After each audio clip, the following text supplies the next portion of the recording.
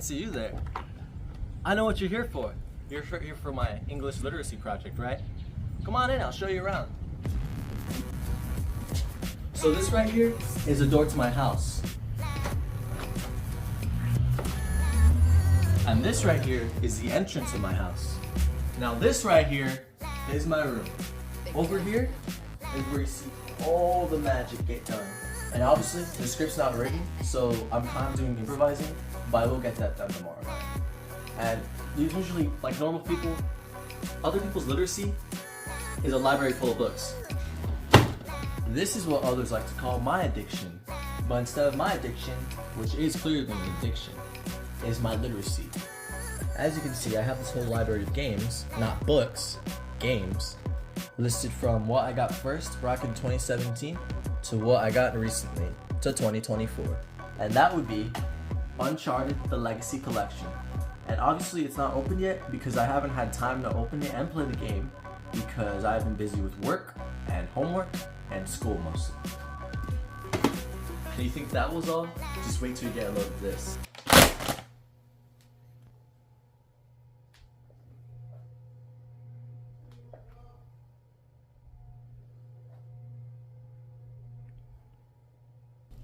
So overall, it's not only the games that are my literacy or my music or anything. I also used to be in theater. And in theater, I used to play roles in straight plays, musicals. I even have like one of my scripts that I used to read.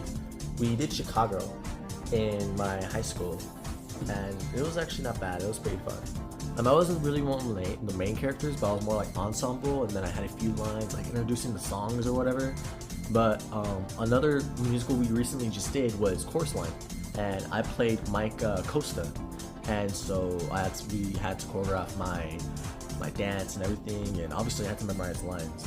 So I played a few parts in my high school years in the theater, and that kind of like helped me with stuff like history and everything else in my subjects that I used to take in class that I had to memorize or study. So I had to memorize lines, and I used that to put it onto my schoolwork, and so that helped me. Even with English, like when I ask for like English questions, I'm reading a passage and I ask for questions like, oh, what happened in paragraph 2 or whatever. I mean, sometimes I don't even have to look back. I can just like, well, not look back in the page, but I can just look back in my head because it's all memorized. And if it weren't for theater, I wouldn't have had such good memory to put on my schoolwork or even be on time with everything, you know? And because of theater, it helped me gain like a bigger knowledge and a bigger head for everything. And, you know, just memorize a lot more things and be intact with my memory and stuff, you know? It wasn't only theater that I also just did, but I also did band and choir, and I love music. I love music. Band kind of killed it for me, but choir, they enhanced my taste for it, and we sung a few songs that I just can't get out of my head, and it's still like in my head to sing it, like, you know? Like, it's not high school, but I love my choir, and I wish I joined it sooner. But band also had a bigger impact on me. And with band, we had to wake up early for comps or practice, like 6 a.m. for an 8 a.m. performance or anything like that. And so that got me a lot more self-motivated. And so it made me do things I don't want to do. Like, things I don't like to do is reading. And reading, I despise it, because reading, I read one line, I have to read it again because I get so lost and bored in my mind when it comes to reading. But when it comes to writing, on the other hand, I love writing because it's just, I could just keep going on and going on and going on. I know I could have like had the choice to do a 3-page essay, and I could have done that in like, I don't know, like 30 minutes, 2 minutes. I mean, sorry, not 2 minutes, but 20 minutes or so. But I still thought like a video would be more suffice and a lot more, gives me a lot more time to explain things, because if I were to do it on paper, I'd be doing 6 pages, and there's no way you'd be reading all of that. But anyway, self-motivation, it helps me do things I don't want to do, which I could place onto my work or my schoolwork or reading in general, and I have to read. Like in life, you have to read. Even though you don't like it, you just have to. I mean, I've been reading the Bible. I don't like reading, but the Bible, I've been reading that recently, And then I read stuff like I enjoy reading comics actually. I love the Walking Dead comics. I don't have them physically, but I would read them on my phone and everything. Anything picture book related, I'll read. But besides that, I love writing a whole lot more. So another game I will be talking about that has really creeped me out as a kid and that I enjoyed in my childhood, and even now in present I still enjoy the game and I love it very much, is in my top 5 games as of right now, would be Silent Hill 2. Silent Hill 2 is about a man named James looking for his dead wife in Silent Hill. I was about to say Ezekiel again, but in Silent Hill he's looking for his dead wife, and it's full of monsters and it's full of fog and everything. It's a dirty, disgusting town, but it's all in his head, and it's all in his head because he's guilty. And Silent Hill 2, it brings out the worst in you, and it shows you the worst of who you are, and it teaches you to fear your own self. And pretty much the whole game is just punishing James for his sins, and his sin would be that he murdered his own wife, and he doesn't want to live with that. But we can see throughout the game that he is very, very guilty of something, and that there's nothing wrong with the town, there's something wrong with him. And you can tell by that because another thing that hints at that would be when you meet a little girl named Laura. And Laura is a completely innocent girl, and she's completely delusional by what James is talking about. And James says, like, what are you doing out here, like, roaming on your own? Like, there's monsters out there. And she's like just minding her own business, playing with her own toys, and she doesn't even know what's going on because she doesn't see any monsters because she's completely innocent and she's not as guilty as James.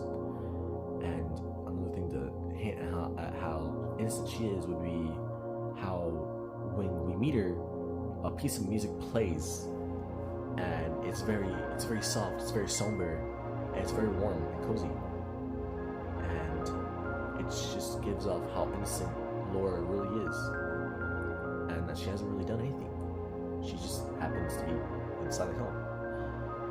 But when James finds out that he killed his own wife through seeing the tape, a piece of the soundtrack plays, and it's just completely miserable, and like there's a complete end to everything, and it just shows a lot about how miserable he's gone and how guilty he is.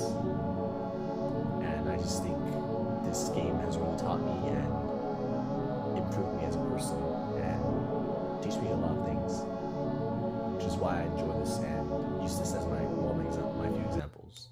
Another game that I will never stop talking about is another game called Devil May Cry, and that game absolutely fooled me. Like, damn, I went in there just for like big sword, dual wields, and like demon killing and everything, and rocking metal and music, but there was so much more to it.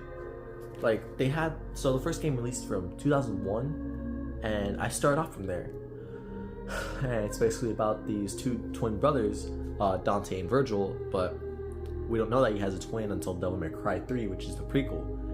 And out of all the games that I played from 1 through 5, Part 3 is the biggest, the best storytelling and narrative out of all the games. Now, I'm going to start with Devil May Cry 3, but it starts with Dante, who we are introduced. He's the son of a human mother and a demon father, and pretty much an inbred, as demons would like to call it, or anybody else would like to call it, an inbred between a human mother and a demon father. And he has these demonic powers with his brother, and throughout the story it's just about him not wanting to embrace his demon self, and he's all about his human self and everything like that. And it starts the game off where he meets this random guy who's telling him to meet him at a huge tower, meet his brother, and sooner after they fight to the death and duel each other, pretty much. And it was their first time dueling each other after I don't know how many years. And somehow Virgil and Dante are complete opposites. So one's all about being human, being in human nature, abandoning his demon self, and the other, who is Virgil, he's all about abandoning his human self. Did I say that right? Yeah, okay. Dante's abandoning his demon self, Virgil's abandoning his human self. Pretty much, like, it just goes that way. And so Virgil, who has a mad obsession with power and full on like accepting his full demon identity, he has the upper hand and the power compared to Dante, and he bits the living shit out of him. Stab right through the stomach with his own sword, which is absolutely crazy. And another thing I want to show, I have a Devil May Cry poster right there, which I have kicked multiple times when I was in bed. Like, anyway, and with Dante, he's gotten defeated his first time, but after that he triggers his devil trigger, and that gets him to go into his full demon self and be full on like powerful and stronger. And that's when he starts to like a little bit like accept his second demon identity half, and kind of intertwine it with his human identity to his demon blood. And so the next time that Dante and Virgil fight each other, it's kind of a tie. Well, pretty much it's kind of a tie. But then when we get to the third round where they fight each other, Dante outbests him, and he gets him trapped into the demon world right after. And pretty much Virgil gets captured by this other demon guy named Mundus, who pretty much killed their parents. Anyway, henceforth the game is called Devil May Cry 3 Dante's Awakening. So pretty much it's genius. Like, Dante's Awakening, like, it's his demon self awakening, and he finally embraces his demon blood and his father, which is super rad. Like, kind of just like something that I always thought about, which was like super cool in the beginning when I was like in middle school. So rad. Anyway, so that's going to be a wrap with my entire project video, my literacy project. And I hope I didn't really scare you too much or make you think like, oh, I'm gonna do like a whole hour video explain a whole bunch of things. And I knew like there were like a bunch of games, and it made it seem like I was gonna explain all of them, but obviously I just really didn't want to do it that long, because it's not like you're gonna see the whole video of like a whole hour-long video. I wouldn't either. But